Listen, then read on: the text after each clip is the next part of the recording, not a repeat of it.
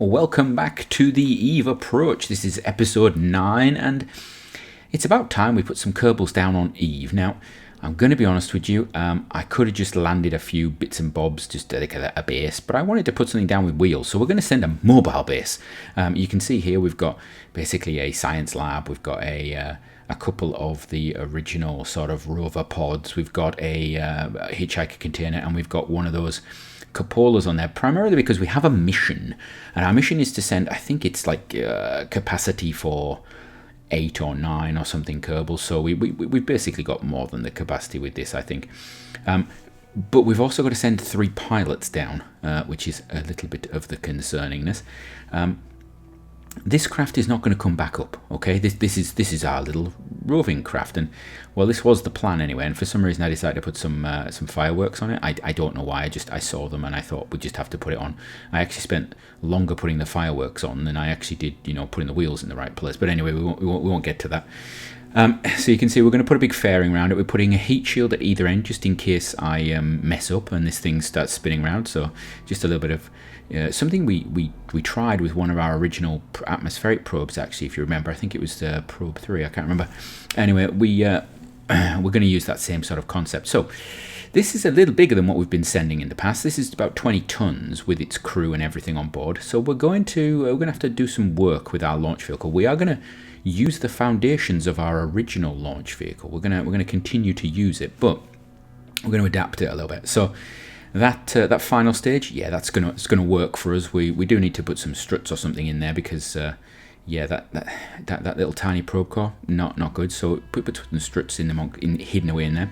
And you can see there I'm just checking, can I click on things? Yes, I can. Okay, well, maybe not.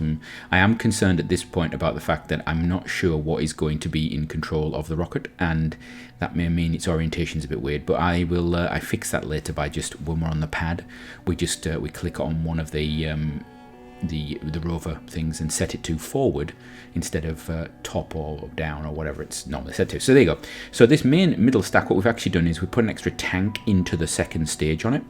And I look at that and I think, okay, that's potentially okay. Of course, we need to put a nose cone on the top of our rovery type craft because, yeah, it's a little blunt-ended and we don't want that. And then I thought, you know what we need to do?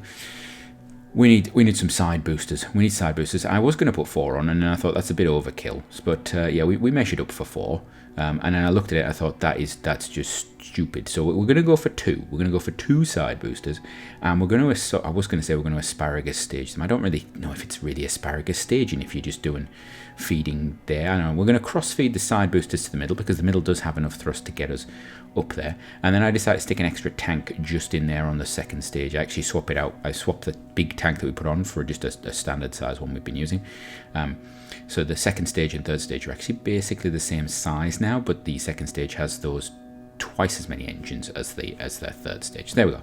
And then of course we've got to do some strutting and get things. That sounds like I'm some sort of peacock, doesn't it? Got to do some strutting, get things sorted, and then yeah. We need to push these side boosters away when they're decoupled. Now, I have actually cut out this bit where I did this. So those boosters on the top are actually probably the wrong sort, but I thought I'd use them anyway.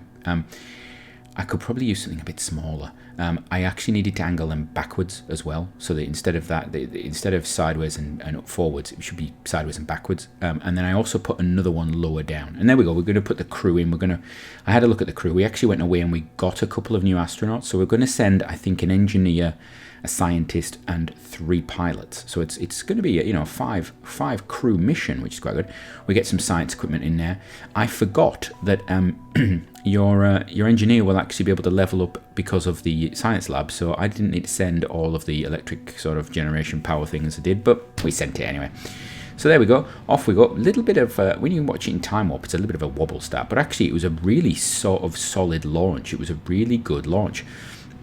The craft actually went up really nicely. We burned out that first stage really quickly. Well, not really quickly. We got a decent amount of delta V out of it, and then we've got this second stage, which 0.15. I don't know what it'd be. First true stage still, and it's going to get itself into orbit with quite a bit of fuel left. Actually, I was surprised how much. I thought this was a lot heavier than it was. But interesting. There we go. We get rid of the cone on the top there. Interestingly, I probably overestimated the sort of delta V requirement and the thrust requirement for this point of the flight and underestimated it for a later piece. So in the end, we weren't doing too badly, actually. So there we go. We're going to use the planner just to plan our maneuver node, and you can see that now this looks as though it's quick. It is not quick to turn. Let me say that right now. This thing is, we do have reaction. I think we've got 2 big reaction wheels, one on the rover, one on that first third stage. It takes an age to rotate, and it wobbles. It wobbles. There's wobble developing in the craft, which is a little annoying. So there we go. We're going to speed through time, you know. Interestingly, kept dropping out. You can see all the science coming in from our Gilly sort of surface things. And there we go. Just jump out. I can just jump out and see it from here. We sort of zoomed out at a weird position. Lots of science coming in, and then we've got to turn the craft, and this took a long time, actually. You have a minute. If you set one of those alarms, you have a minute to get ready, and you can actually see I actually started the engines before then because I needed the gimbal on the engine to get the craft going. And then we got the wobble. Oh, the wobble started to develop, which we didn't have as badly earlier on. So I think it's about weight distribution more than anything else. I could probably have done with some extra struts between that second and third stage, actually, and it would probably look better as well. So now we're off on our way. Jolly holes? I was going to say our jolly holes. We're going on our jolly holidays to Eve. I'm not entirely sure this crew is having a holiday. It may be a relocation for them, because yeah, putting a crew of 5 down on the surface of Eve makes it quite interesting to get them back. Now, I will say the main aim of this series is still to put Val onto Eve and bring her back to Kerbin. I don't really, mind too much about the rest. And also, I hate to say this, but these 5 are brand new. They're brand new. They've not done anything else, so if we leave them behind, it's not a big issue. Anyway, don't tell them that. We do our departure burn, and I actually did two sort of burns. I did the first departure burn, then I did a refinement in Kerbin's sphere of influence, just to get us in, so that we're going to hit the Eve's sphere of influence. Then I go out of Kerbin's sphere of influence, and I do another set of maneuvers, because this craft just didn't want to do anything nicely. It was, and I'm not saying it was a difficult craft to maneuver or to fire the engines on or anything. It just, for some reason, we'd just come at the wrong time, shall we say. I think Eve was probably not at its best position for us, but we got the encounter, and that this craft does have oodles of delta V. The positive is that actually we could have just dumped it into the atmosphere, but what I really wanted to do was put it on an equatorial orbit, because there's a little bit of me, a tiny little bit of me, that's thinking, if I can get Val down to the surface and back up, do I try and bring this crew back up? And if I want to bring this crew back up, I need to be able to get a craft down near them, because yes, it has wheels, but I don't want to drive for the entirety of 7 days to go around Eve, because it's not a small place. In fact, that might be an interesting little circumventing of the Eve. I wonder if you could drive around Eve. That'd be an interesting one. Or pole to pole on Eve. Pole to pole on Eve would be quite interesting. Well, I say quite interesting. It'd be very boring to watch. It would probably take me about 5 days to do, and then I'd cut it down to 15 minutes of me talking over it. So I don't know. Anyway, one thing we did was, when we actually got into orbit, we stayed in a very eccentric orbit, and I did my plane change as far away from Eve as possible, at the slowest possible point. And that didn't cost me much delta V at all. And what I actually did was, I did the plane change and didn't care about what it did to the periaps. So the periaps actually dropped down into the planet, and then I did a radial burn to actually bring the periaps back up out of the atmosphere, back up out of the planet there, you see. And it wasn't much at all. It was a little tiny burn. And once that's done, I can then, and I'm using the Eve station, because I know that's pretty much equatorial. I'm going to use the Eve station. I've set that to basically my target, and I'm going to use that because I'm going to do another burn, which you've just seen, to sort of refine my inclination. I didn't need to do this. This is very much the case of, we have a lot of fuel, and I want to give myself options later on. This fuel, once I go into the atmosphere, is of no use to me. So I'm basically trying to make sure I can put my craft down exactly where I want. So we're going to start burning there. Yep, get rid of that, and we're on to our final stage. And that final stage has still got a lot of delta V in it. We're looking at thousands of delta V in there, thousands of meters per second of delta V in there.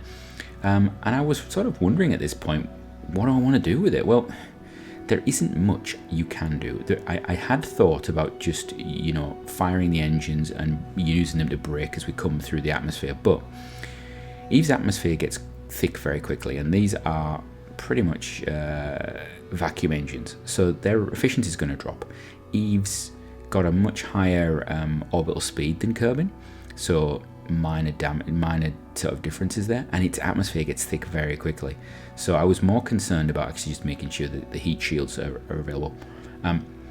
If you would like, we can do a few tests, but I actually think coming down how I did was probably a little bit too vicious, actually. I think a more gradual come down would be better, but you know, we got what we got, and that's what we're going to do. So now we are basically unpowered. We've got a reaction wheel on board, but this thing is coming down. I can't change this now.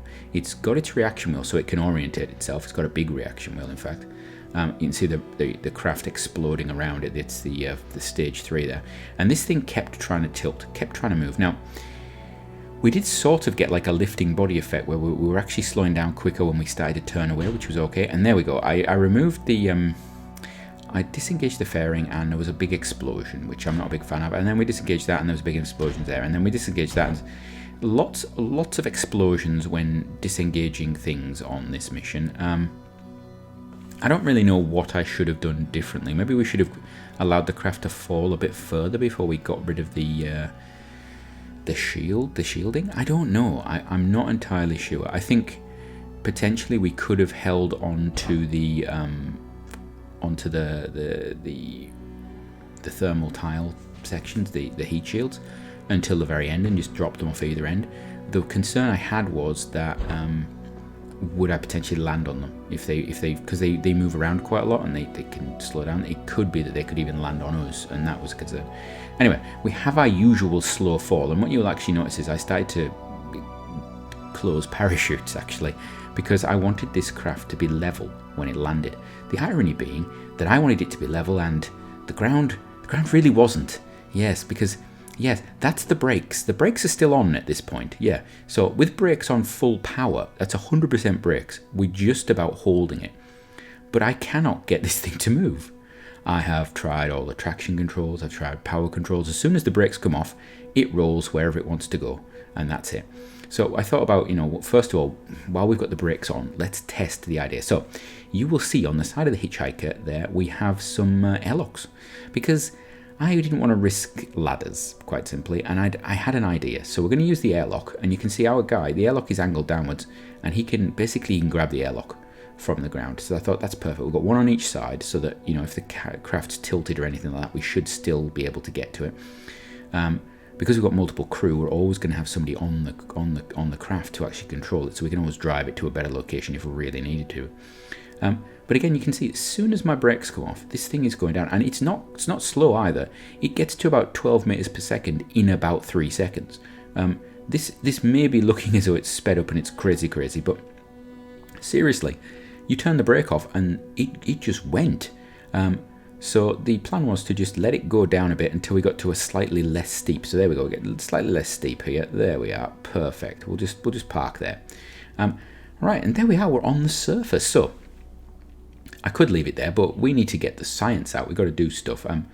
Yeah, okay, thank you. And this is just, I should have removed their backpacks completely. I didn't want to get rid of any of the backpacks just in case I have to bring them back, but yeah, it becomes problematic. So we've got our engineer out. He's going to put out basically the equipment for communication, control, and power.